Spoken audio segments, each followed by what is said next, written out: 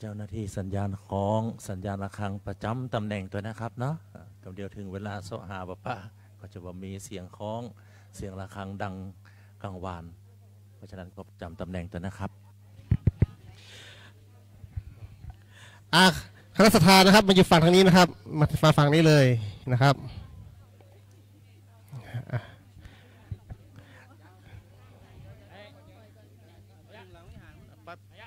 อย่าเพิ่งดึงได้นะครับเพิ่งดึงได้อย่าเพิ่งดึงได้ไปก่อนครับไปก่อน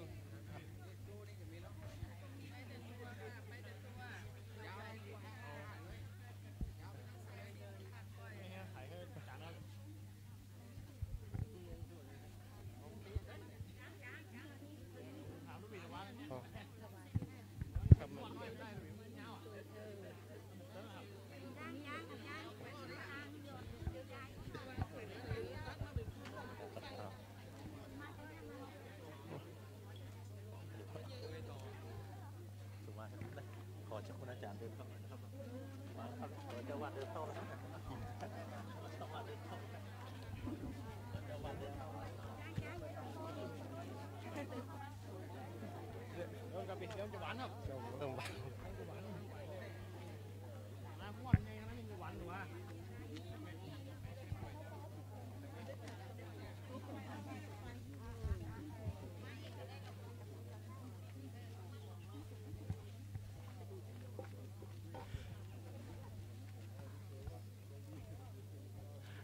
เวลาฉัดยอดฉัดเราขึ้นเราปล่อยได้ด้วยนะครับปล่อยได้ตามขึ้นด้วยนะครับอย่าไปถือไม่เก็บได้เนี่ยใครจะปล่อยได้ยังไง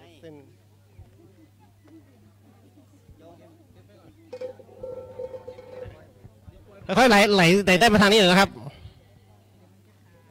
ขาดแน่นอนอ่ะขาดแน่นอนอ่ะ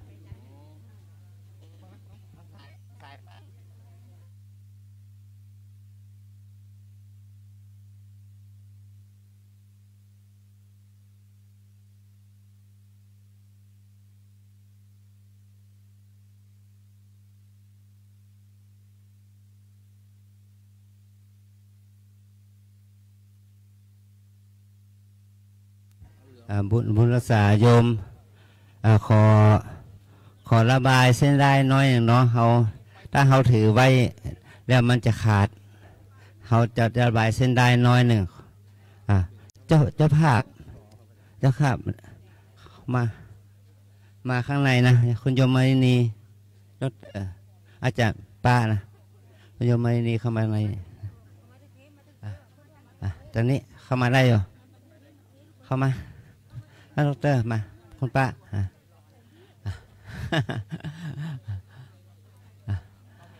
คณะลูกหลานของคุณแม่คนฉัดล่ะคุณพ่อคุณพี่และคุณแม่คนฉัดมาข้างในนี่นะเข้ามาข้างในพัชระแล้วก็ไปขยับไปข้างหลังนะยอมไปขยับไปข้างหลังขยับไปข้างหน้าอุโบสถแหละขยับไปข้างหน้าอุโบสถนะไปขยับไปข้างหน้าอุโบสถไม่ต้องมาเจาะเราก็นี่เกินไปมันก็เราก็ขยับกันไม่ได้เนาะขอให้เราได้ขยับไปข้างหน้าอุโบสถนะโยมต้องหันหน้าออกไปขยับออกไปข้างในหน่อยเดี๋ยวนี้ฝนกำลังโปรยนะปล่อยปลายเนี่ยนะแล้วขยับไปหน่อยนะ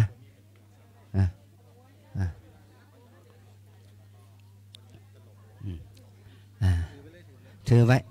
ถือไป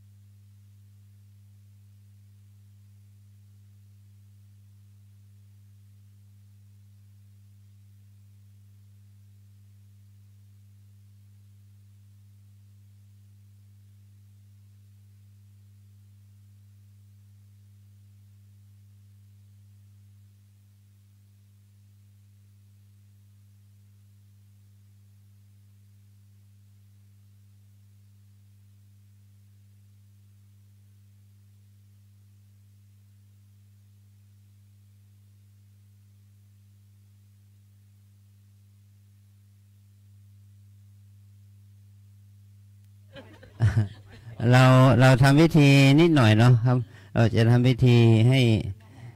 ให้ให้เราจะได้มีส่วนโอกาสปิดทองแล้วก็เจิมด้วยแป้งเจิมเนี่ยที่ยอดฉัตรเนี่ยเราจะแต่ตอนที่เรายกเนี่ยเรายกทีละชิ้นเพราะว่ามันไม่มีแกนข้างบนมันเป็นแกนถาวรเรายกขึ้นไปสวมแกนข้างบนนะขออนุโมทนาบุญนะ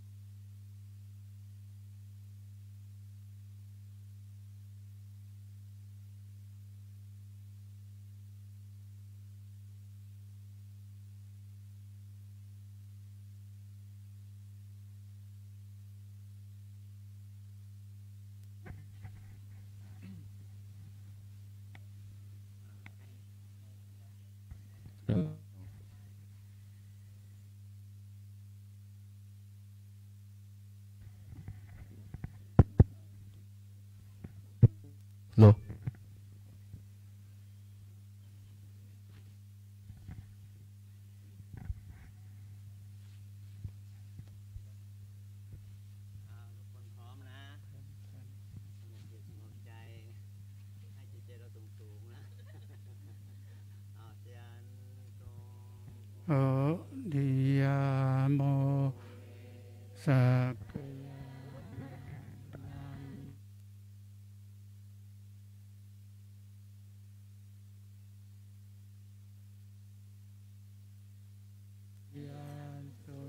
ยมา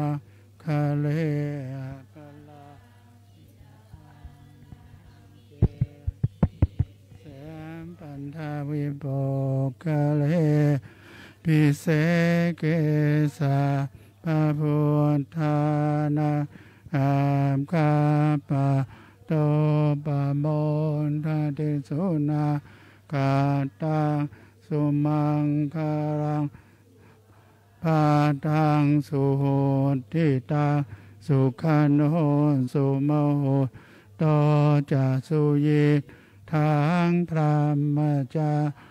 สุปทางกินังกายกรรมังวาจากรรมังปะทากินังทากินังมโนกรรมังปะเนนเดนเตทากินาปะทากินานิกานาวาลาลาพันตาเทขินเฮยันโตโพธิยาโมเลสักกยานังนันทิวัตโนเอวังตะวังชัยโยโหหิชัยยัตมังคะเลอปราณจินตปานเกศเสปันทาวิโปคะเลอภิเสสัพพะพุทธานาความปานโตบะมนดาดิสุนาตังสุมังคะลังปะพาตังสุโหตังสุขันโนสุโมโหสุยิตพามจาริสุปทางกายกรรมังมโนกรรมังบัดนี้นิติเตปัฏฐากินานิกาตวาลาลาภัตเทปัฏฐากิเนชัย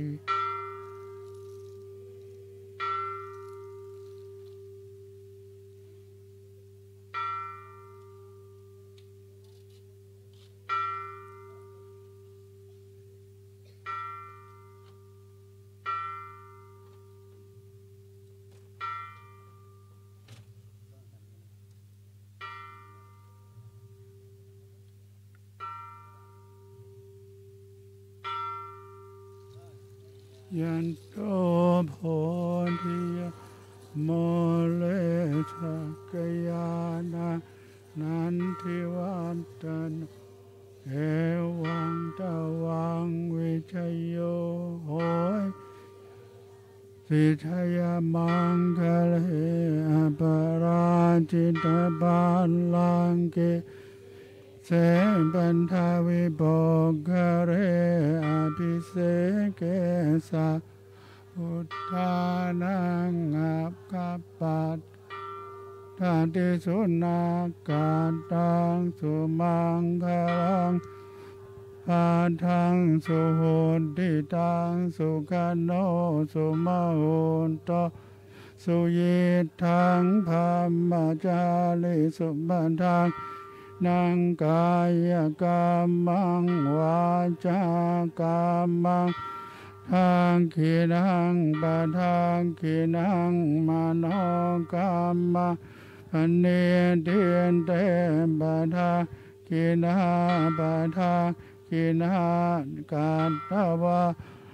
พันตาเทปะทากิเนยันโตโพธิยาโมกยานังนันทิวัตโนเอวังวิชัยโยโหหิชัยยันตุชัยมังคะเลทิตาบาลังเกสีเสบันดาวิปองพิเศษเกสัพพะพุทธานัง คาปะโตปะบนทันติสุนาตังสุมังคลังสุบาภาทังหุนทิตังสุขันโหสุโมโหโตจะสุยิตพระมจาริสุปทากินังกายังวาจากัมมังปทากินังปทากินังมโนกัมมังปเนติเต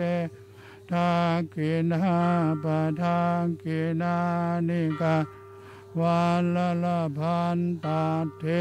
ปทาชยันโตโพธิยาโมเลสานันทิวัตโนเอวังทวังวิจัยโย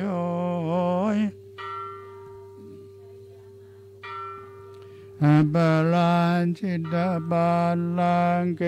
เสียเสงปันทวิปอง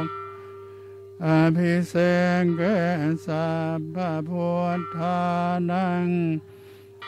ปันโตปะโมนทันติสุนังกันตามังคลังสุขันโตสมริสุมโหนโตจะสุยิทังพระมจาริสุปดังยกามังวาจากามังปทากินังปทากินังมโนกัมมังปเนเดนเตปทากินาปทากินาลังกาลาพันตาเทปทากิเน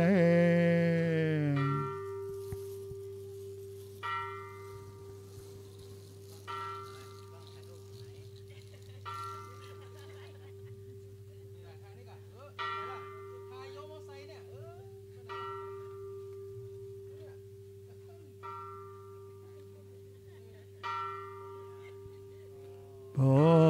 ธิยาโมเลสา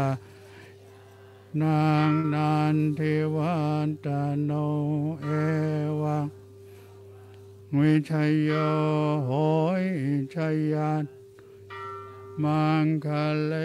อปรัญจินตปันลังเกสิเสคะเลอภิเษกเกสะพุทธานังอาบกาปะโตมนทันติสุนังขันตังสุมังสุภาพันธังสุโหติตังสุขันโหสุมโหจะสุยิทังพระมจาริสุบันทังกายกรรมังวาจากรรมังปทากินังปทากินังมังปะเนนเตเตปทากินาปทากันดวาละพันตาปทากิเน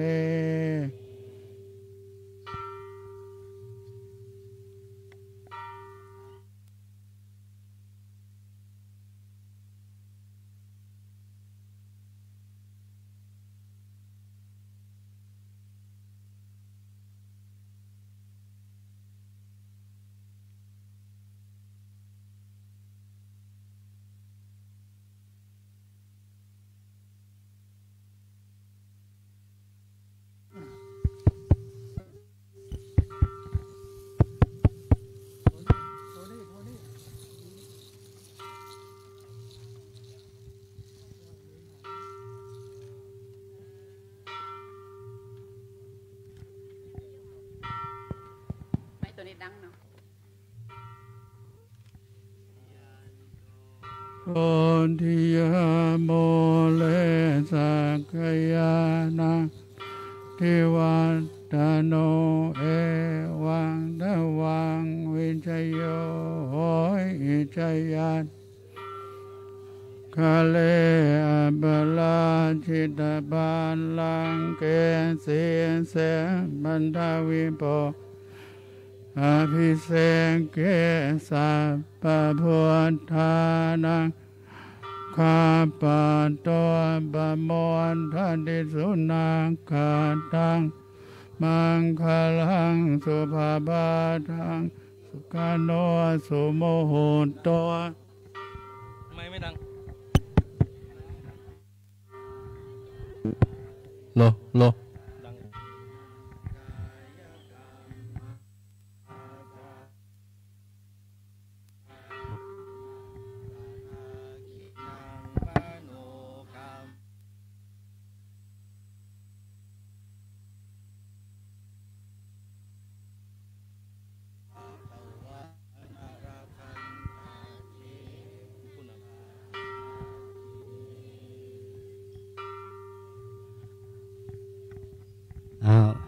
มันชุดที่7แล้วเนาะ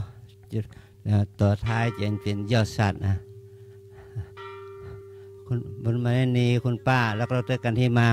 3 คนเข้ามายกเข้ามาข้างใน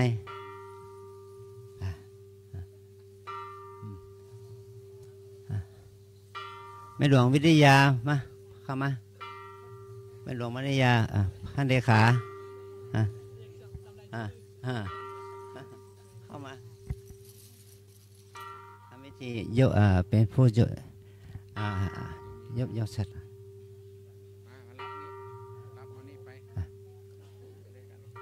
สัก3 ทั้ง 4 คนมาป้าแดงมาเป็นผู้ทุงผู้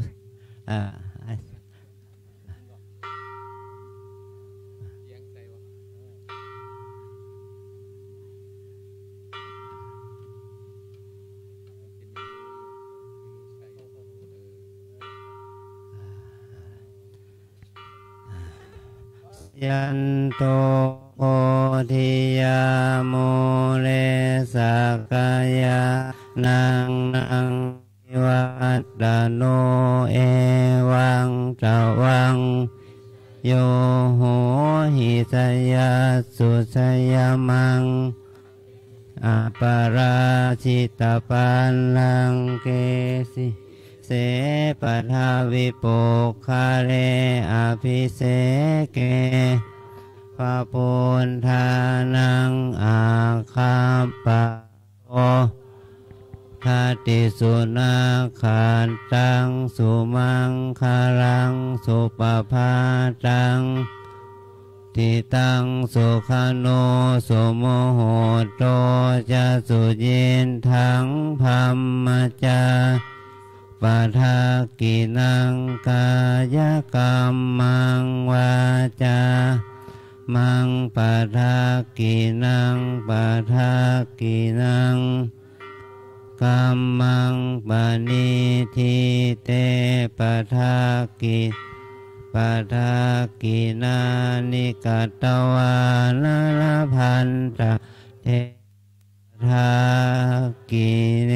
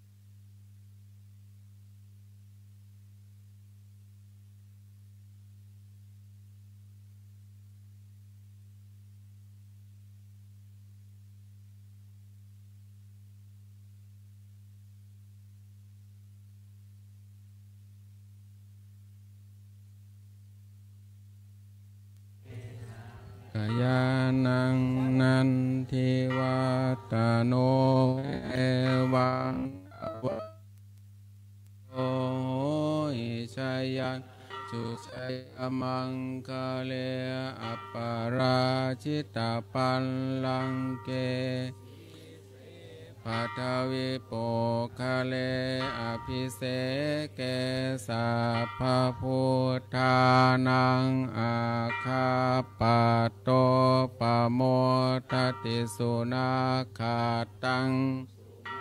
พลังสุปภาตังสุโหติตังสุขันโนสุโมโหโตจะสุเยทังพรหมจาริทักขินังกายกรรมังวาจากรรมังปะทากินังปะทากินังมโนกรรมังปณิทิเตปะทากินากินานิกัตตวานลพันตเทปะทากิเนปัตตาปัจเจกานันจะยังพระอรหันตานันจะเตเชนะลาทั้งวันทามิสัพพะโสเสร็จเรียบร้อยแล้วนะสวมคนบุญยอดดังสาธุสาธุสาธุเราได้ทำหน้าที่แสดงความกตัญญูกตเวทีต่อพระเดชพระคุณหลวงปู่ที่ท่านได้สร้างหอพระไตรปิฎกนะ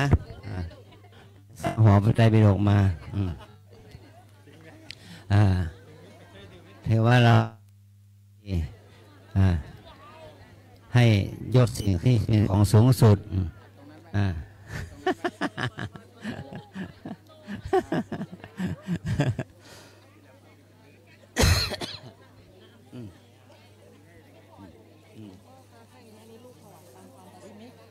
จ้ะอนุโมทนานะหลังมันหยกนะใช่เป็นหยกร้อยแท้เลยค่ะมัน100%เลย100%ขอบคุณมากเลยนะพอดีแกฝากมามันน่าจะไม่พอกับตัวยอดแต่ว่าที่ไหนก็ได้บุญเหมือนกันจิตใจได้ขอบคุณมากเลยนะ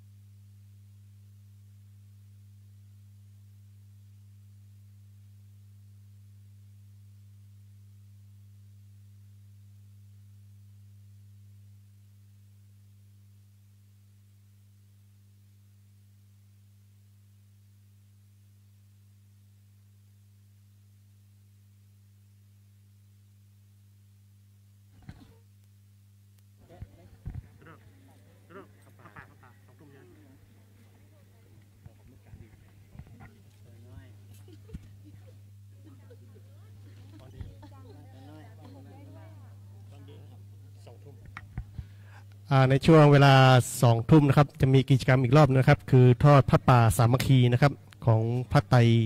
นะครับท่านใดที่ยังว่างเว้นในช่วงกลางคืนนะครับเราก็มีการเวียนเทียนนะครับแล้วก็มีการทอดผ้าป่าสามัคคีนะครับก็เรียนเชิญทุกท่านนะครับมาร่วมเวียนเทียนด้วยกันแล้วก็ทอดผ้าป่าสามัคคีนะครับที่วัดลำเปิงเราแห่งนี้นะครับ